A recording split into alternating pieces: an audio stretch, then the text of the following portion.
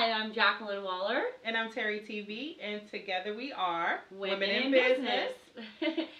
And we're here with Susan C. Bennett, who is the voice of many systems that you've seen around town, including the Voice of Siri, Delta Airlines, various GPS systems as well. So tell us a little bit about how you got into that. I know you and your husband were in a band at one time, so tell us a little bit about that first and how you got involved into it. Yeah, it all started with music, and I've been playing piano by ear since I was 4. And so that was kind of a natural thing for me. I've done some sort of music all my life. And when I moved to Atlanta, I did a lot of studio work, sang jingles, and back in the day when they would have like lots of people, like 4 to 6 people in there singing together. And one day the voice talent didn't show up, and the owner of the studio said, Susan, you don't have an accent. Come over here and read this copy. And I said, oh, a little light bulb went off, and I said, I can do this. So I took some voice coaching, and I got an agent, and started working. Take us to Siri. How did Siri spawn out? Okay, Siri, the recordings were actually done in 2005. 4 hours a day, 5 days a week for the month of July, 2005. And at the time, all of us who were recording these, what became digital voices, we thought we were just recording things for phone systems. And that's true. I mean, Siri is part of a phone system, but you know, when you think about it being recorded 10 years ago, 10 years ago doesn't seem like that long ago, but technologically speaking, it's like the dark ages, you know, compared to what technology is now. So we had no way of really knowing how it was going to evolve. And so I found out I was Siri on October 4th, 2011, when she was introduced. 6 years later. 6 years later, she showed up, and a colleague of mine emailed me and said, hey, we're playing around with this new iPhone app. Isn't this you? And I went, really? And so I went on the Apple site and listened, and I said, yes, that's me. Well, isn't that interesting? That's awesome. But it actually has, it took me a couple of years to reveal that I was Siri, because I wasn't really sure what I wanted to do with that information. That, you know, like everything in life, there's a positive and negative side to it. And much of what, you know, people that do voiceover work these days really appreciate is anonymity. I mean, unless you're a famous person or someone with a big name. But, you know, you have to audition for everything. And so if no one knows exactly who you are, they're judging you, like the television show The Voice. They're judging you solely on your voice and your audition. Whereas if they know who you are, they know what you look like, where you're from, how old you are, all these other things. And so it took me a long time to debate. And then finally my son and my husband both said, you know, you're really missing out on a fun opportunity. And I thought, you know, I think you're right. Are you still the Siri voice now? I am no longer the Siri voice. Most people can't really tell the difference, but I can really tell. I think that I've been in touch with some of the other series, the other original series worldwide, and we kind of think that it's the fact that none of us had non-disclosure agreements. And every big corporation that utilizes digital voices is very, very, you know, kind of jealous of their voices. They don't want people to know who the voices are. They don't want people, you know, associating a face or a name with these voices. And so they changed all the voices with the OS 7 system. So, and I think also too, the original Siri was a little bit, I had read that they wanted her to sound kind of otherworldly and have a dry sense of humor. And Siri really did have a bit of attitude. I remember I asked her one time, I said, hey Siri, what are you doing? She goes, I'm talking to you. Okay.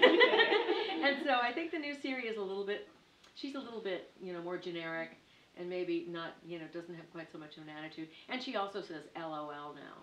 Does she? Yes, I heard it. I think they're trying to appeal to the you know, the millennials.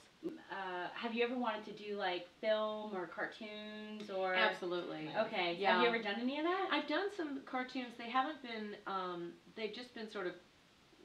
They haven't been like national type of things. I've done some things for websites, and I haven't done any film work with that. But I do have some, you know, character voices that I love to do. And can you share a couple? Oh yeah, there's there's a website for kids that teaches. It's a cool little website, but it's kind of odd because it's just focused around Christmas. It's called clauskids.com, as in Santa Claus. clauskids.com, and I did several voices for that. One was an old tree named Conifer, and oh, she was such a lovely person, and she loves to have you visit her forest. I love it. Nice. Oh my gosh. Very neat. And then there was the baker from New York City, Miss Pizzelle. Hello, how are you? I love it when you stop by. Have some cookies and come by again soon. That is so neat. Yeah. Very, very neat. Yep. So I noticed that because I did go to your website, SusanCBennett.com. Yeah. I did go to the website and I noticed that your voice did change slightly for certain things, but there was still that signature Susan. Yes, You know. I think that's true of all of us. We all have our own signature sounds. Right. And, some people, there are some great mimics who can really, zero in on those things. But I think basically we all sound like ourselves. Absolutely. Yeah. Yeah, it was a cute story after I first revealed myself as Siri, and not long after that, it was Halloween, and a little neighborhood kid came to the door and said, well, everyone in the neighborhood says you're Siri. And I said, yes, I am. He said, you don't sound like Siri. And I said, how about now? He probably pretty well. Yeah. Did he run right after that? Yeah. He kind of okay. Yeah. So, but that's part of what many voice talent do, unless they're strictly announcers, of guys that you've seen the movies In a World and The Unseen, stories about the guys that do promos and movie trailers and things like that. Those guys have a signature announcer sound. But most of us who do freelance voice work really try to have as many voices as we possibly can. We're sort of like actors, but just without the rest of the body. Yeah. Gotcha. Actors for the voice. Exactly. Yeah.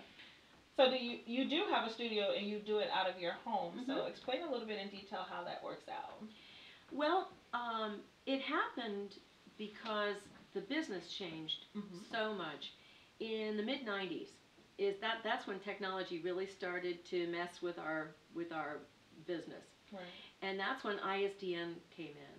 And this is a system that uses 2 phone lines. And without going into too much boring detail, it enables a person to be on the microphone in one city and be recorded in another. Oh, wow. And basically anywhere in the world, as long as the people have a compatible system. Right. And so what started happening is that a lot of the big projects and big companies that we worked for here locally in Atlanta, and this was true for any other city, they would have their core of voice talent that would do most of the work.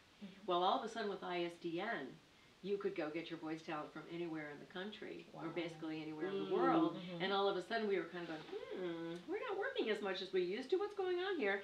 And so we said, okay, well there's one way to combat this. We can build our own studios and get our own ISDN lines. So that's what happened.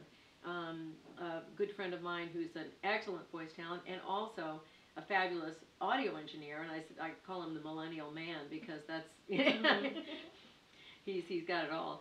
And he suggested to me back in 1996 that I put in my own booth, so I did. Oh, wow. Yeah. So we have a fan on Instagram that is at Stylistocrat, and he asked a question. He wanted to know if anytime you hear the Siri voice, you hear your voice on Siri, if it makes you crack up.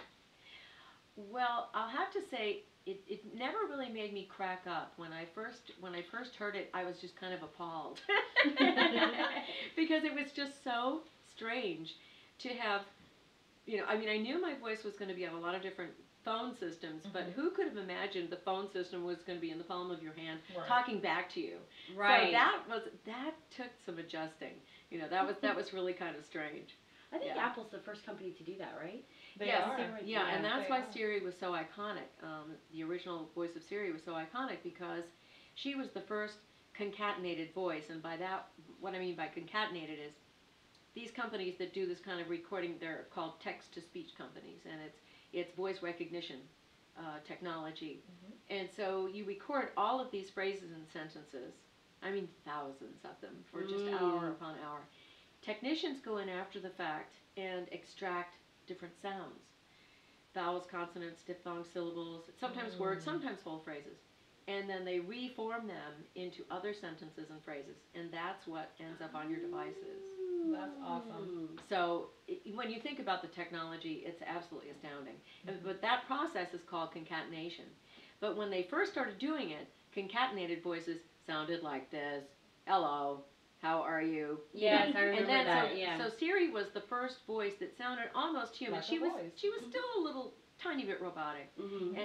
But you know, as the technology improves as quickly as it is doing, you know, day by day, all of that stuff is going to smooth out for sure. Yeah, so. That's awesome. Yeah. That is. Yeah. And so, Susan, in conclusion, how can people locate you on social media, such as Twitter, Instagram, Facebook? Okay. Well, first of all, my website is susancbennett.com, and Facebook is Susan C. Bennett, and Twitter is at Seriously Susan. Seriously, S-I-R-I instead of S-E-R-I. Very neat. Yeah.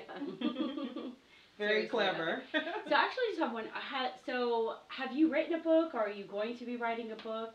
Have you ever thought about that? Well, I'm taking it one step at a time. At this point in time, I'm doing a lot of public appearances and speaking. And so I had to actually sit down and write a presentation. And so that was my first step. So I guess it's possible. I guess it's possible. Well, I'm not kind in of the cool process. about your, your your life. journey. Yeah. That'd be kind of cool. Well, I'll be looking forward to it. Well, thank you. Goodbye, Siri. Goodbye, Jacqueline. Well, thank you so much, Susan, for You're letting us welcome. come into your home and Thank interview you and bring you on. We really appreciate it. I appreciate it too. Thanks for having me. Thank you. So we're signing off as Women in Business with Miss Susan C. Bennett, a.k.a. Siri. Thank you. Bye.